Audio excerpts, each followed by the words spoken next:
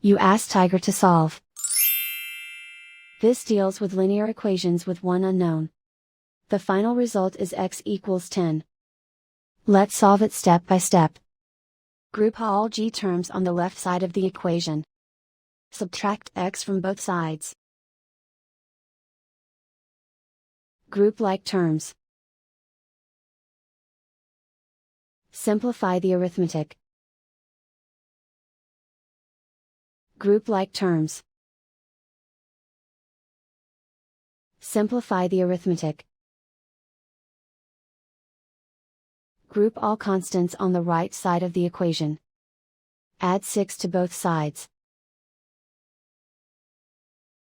Simplify the arithmetic.